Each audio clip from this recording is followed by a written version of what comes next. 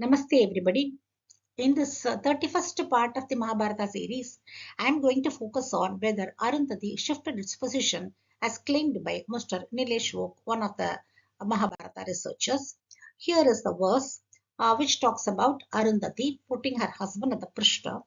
Arundhati and Vasishtha were the Rishi couple, and Arundhati was well known for being an ardent follower of Vasishtha, that is, not obstructing his works, and also being a Pativrata. She is an epitome of Pativrata, and she herself says this in Mahabharata while giving the etymology of her name, that she is a person who never obstructs her husband or any of the matters. So that's a kind of following her husband all the time. And this ideal has been retained in forever in our Vedic society by naming two stars after them. These stars are in the Saptarishi Mandala. This is the Saptarishi Mandala, where the sixth star is a binary, in which the larger one is named after Vasishtha and the smaller companion is known as named after Arundhati, as one who is always behind this larger one.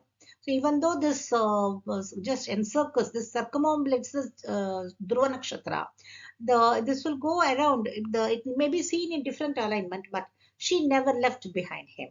But the verse, the word by word meaning of the verse says that uh, she, Arundhati, who was praised, renowned, Vishruta, praised in Trilokya, in all the three worlds, by the sadhus, sannyasis, and virtuous people, and sammata, esteemed people, such Arundhati, Tayayapi.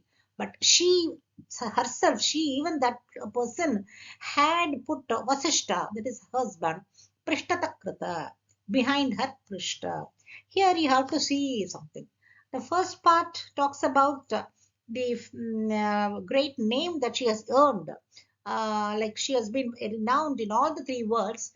That's given in the present tense. The word that is Vishruta, Sammata, they all imply that she is always like that. It's in present tense.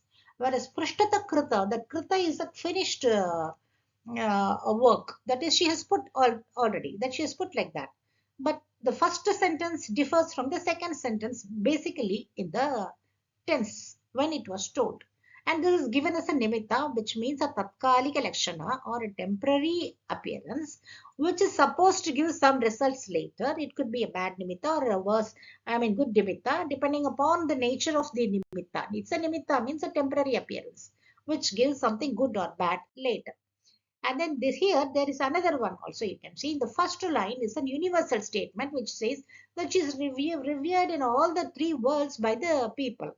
So this is a pradhana statement or a principal idea.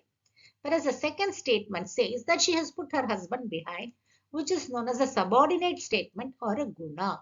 Suppose you are interpreting both sentences together, the first one, if you take the first one as true, then the second one is false. Because she is praised in all the worlds. Why? Because she is a Pativrata who follows her husband. Suppose if it is true, the second one cannot be true. Maybe a very temporary, a very short time appearance.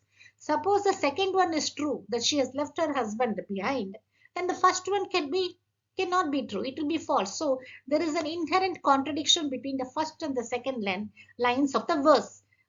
This is a Ganesha moment, I would say. Vyasa has knowingly put this idea into that to make people think. If she has put her husband forever, it's something wrong because it goes against her very meaning, the meaning of her very name. Then she cannot be the one who is praised in all the three lokas. So here we can use the Mīmāṃsā Sutra, which is about the Guna Pradhāna, which is known as Guna Pradhāna axiom. It says there is a Pradhana statement, universal statement, and the subordinate statement is known as Guna. If the Guna or subordinate statement is against the universal statement, you discard the Guna and you retain the universal statement only. So by that we can say she left her husband behind.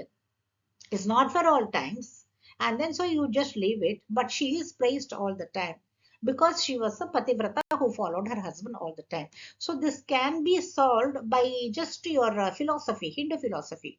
Whereas in the reality, what had happened? In reality, what has happened? On that particular day of the comet hit, Parts of the fragments of the comet had attacked or hit the earth also from the southwest direction, because we earlier saw that the wind came from the southwest direction and then it had caused the rivers to flow in the opposite direction. So it had just attacked here. Because of that, this is O is the observer, this is the globe. The O can see the Vasishtha and Arundhati here, and from here the Dhruva Nakshatra, because they all come as a package only, nearby each other. Only when they are near each other, you will know whether they have changed position or not. Because each one acts as a kind of point of reference for the other to know. And when the observer, that is Vyasa, was here, you assume, the globe was hit from a rotating ball. The globe is nothing but it was fastly rotating ball. If it is hit by something, there is some kind of tremble. Because of the tremble, what happens? It just from southwest it goes. That is because of the southwest hit. It went northwest and then north. See, this is how the bodies react according to the meteor scientist, Mr. Seifert. Based on that, this is actually a simulation from MathWorks Simulator, created in the MathWorks Simulator. So the Earth just turns like this little bit in a different latitude. This is one kind of latitude. This is a different latitude. But the observer would have only felt tremors. He would not know that the Earth moved or something. But when he looked at the sky will look differently with the alignment of the stars in different position. That's what he has seen, and he has said that Arundhati has put Vasishtha at the Prishta. This is what actually happened. And in reality, I can show you this that happened in 2023 when this is Crescent Moon and this is Venus. They were appearing just next to each other on that particular day. And at the same time, I found that the people, that is, this is at 13° north, whereas from Malaysia, 4° north altitude, I mean latitude, the same alignment was seen like this. That is, it was as a one below the other. So the latitude matters. This shows that the alignment appears differently in different latitudes. So this is to show in the previous picture how I showed the globe just trembled. The alignment of the Arundhati and Vasishtha appeared different. That is what he has seen. And then after that it became just hazy. He couldn't see anything. Vyasa says, Mahabharata says. And then this would have, after they see the globe is sort of self correcting, then even though it trembled, then it would have come back to its own position. So within a day or two, it would have happened. Then after that, you would see Arundhati and Vasishtha in the same position only. There was no difference. But that was not told because for a very long time it was very dusty because of that comet hit. And here I am coming back to what Nilesh Oak says. Nilesh Oak believes that it was Arundhati changed her position for 6,000 years or so. On what basis he said? For that, I am giving you the astronomy thing that is a fundamental concept, because he used the astronomy concept only of RA is right ascension, proper motion, and then latitude. Actually, the position of a star. He talks about the position of Arundhati in relation to Vasishtha. The position of the star is determined by the right ascension here. That is, right ascension is the crossing point, intersection of the ecliptic and the celestial equator. See, these are all not in the world. You cannot see all this from the world. But as far as the Vedic astronomy, whatever we are seeing with our naked eyes in the sky, that alone is taken into consideration. But that's not so with reference to the Western astronomy and also what they see in the simulators. So from the point of the intersection, which is a vernal equinox point, they just see the right ascension. Right ascension is the position here on the celestial equator, and from there the star, here the star that is given as an example is Sirius. So this is the altitude. So right ascension, the proper motion of the star, and the altitude, all these are put into an equation to find out the position of the star. But what Mr. Nilesh Oak had done, he has taken, this is the ecliptic, this is the celestial equator, it crosses, that is a vernal equinox occurs at Gemini. Vernal equinox cannot happen beyond Kritika in Mesha Rasi, but he doesn't care about it, and he doesn't know about it. That's a problem. What he did, he just calculated, cannot even calculation, it is all given in the tables. Right ascension of Arundhati. He said the right ascension of Arundhati is more greater than the right ascension of Vasishtha. So Arundhati is far going ahead of Vasishtha. So his Arundhati is here, whereas Arundhati's real position is here. He didn't take into consideration the altitude. The latitude and the altitude only decides whether you are able to see the star itself or not. So the calculation he has not taken. What he did was just a comparison of the right ascension of the two. Earlier, he compared the proper motion in that he did not see Arundhati ahead.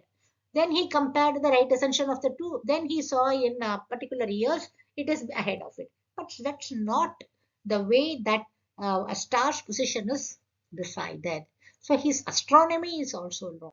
So as a result, he converted a momentary nimitta into a 6,000 year long phenomenon, which has no primary evidence or even secondary evidence. And ultimately, what he did was to kill the icon of Pativratātva, that is Arundhati, that is massacre of Arundhati. The Indic icon, she still stands as an icon for Pativratātva, and she is remembered during Vedic marriages when she is being eulogized, and the bridegroom will tell a shloka to the bride saying, let her be the eighth Arundhati or the eighth Rishipatini after the Saptarishipatnis. Let her be like Arundhati in following her husband. So that icon status has been destroyed by him. That is the ultimate that he has done by dating his Mahabharata to 5561 BCE. That's what I want all the readers who follow him, who think that he is scientific, to know. He is neither scientific, he is nor adhering to the Vedic concept of Arundhati. Please share this with your friends widely. Thank you very much.